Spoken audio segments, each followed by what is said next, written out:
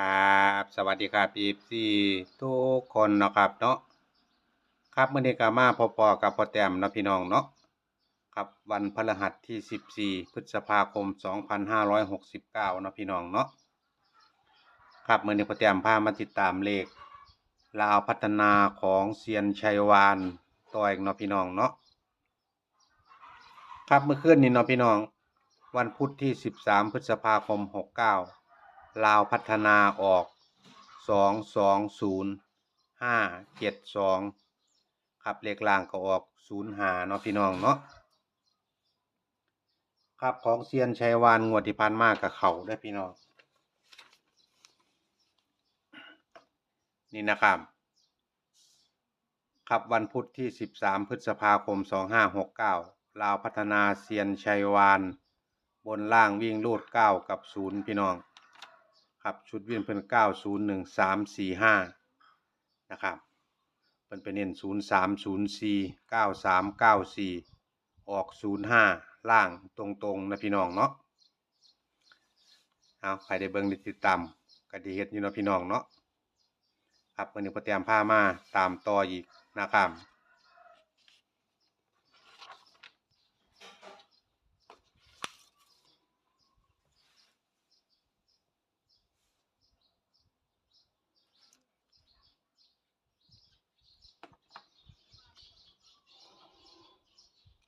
วันพฤหัสเนาะพี่น้อง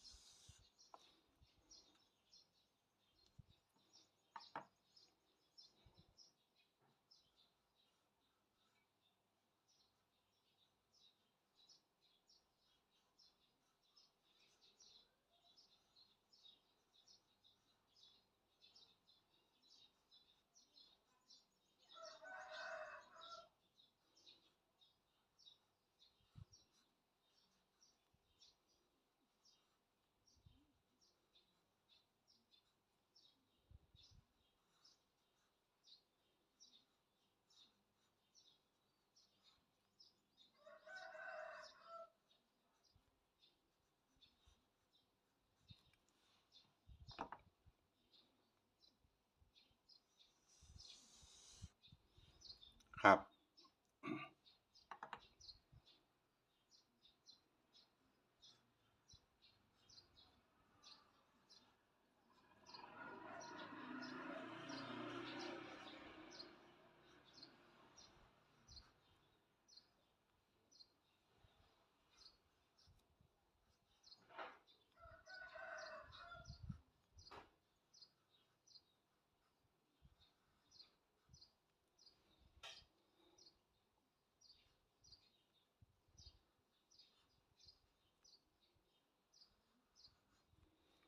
ครับ7กับ8นะพี่น้อง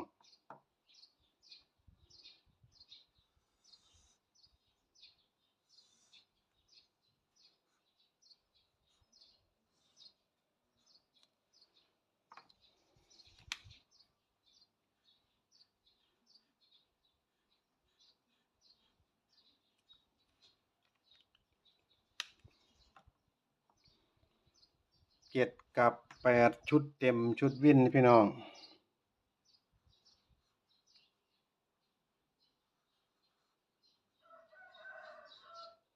789789 1 2 3นะครับ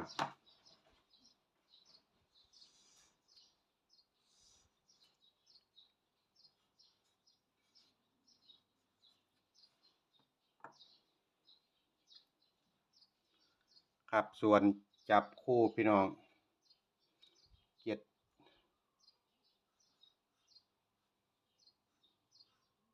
71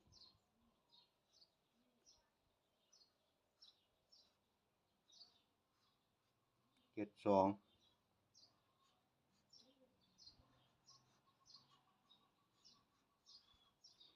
73นะครับ8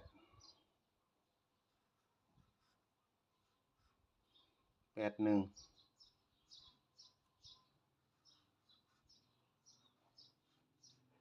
82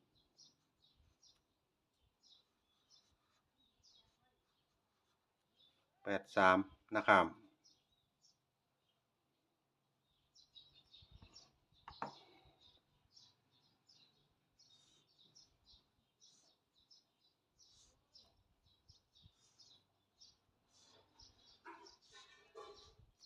มาอีกแล้วพี่น้อง สิมาตัวเก่าอีกบ่น้อนี่เลขครับส่วนตัวเน้นนะพี่น้องเด้อเพิ่นเน้นให้71 73 81 83พี่น้องครับ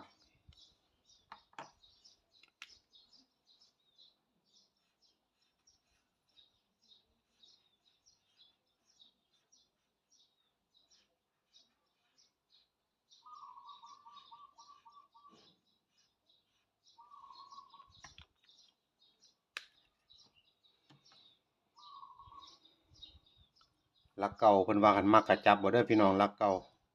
ครับเพิ่นให้มากันเบิ้นพี่น้อง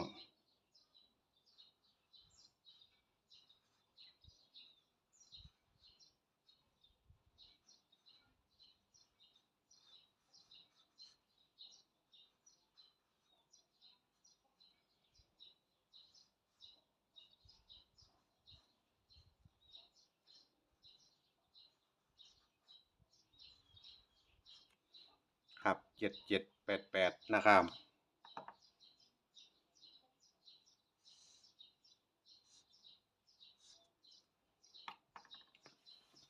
ชัดเจนเนาะพี่น้องเนาะ ขอให้เข้าขอให้ปังอีกเด้อเซียนชัยวันครับมื้อนี้เนาะพี่น้องเนาะวันพฤหัสที่14พฤษภาคม2569ลาวพัฒนาเซียนชัยวานบนล่างวิ่งรูด7กับ8ครับชุดเต็มชุดวินเพิ่นก็7 8 9 1 2 3พี่น้องครับ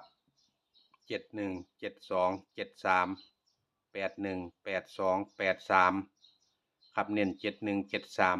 81 83เด้อพี่น้องเด้อครับเพิ่นให้กันเบิ้ล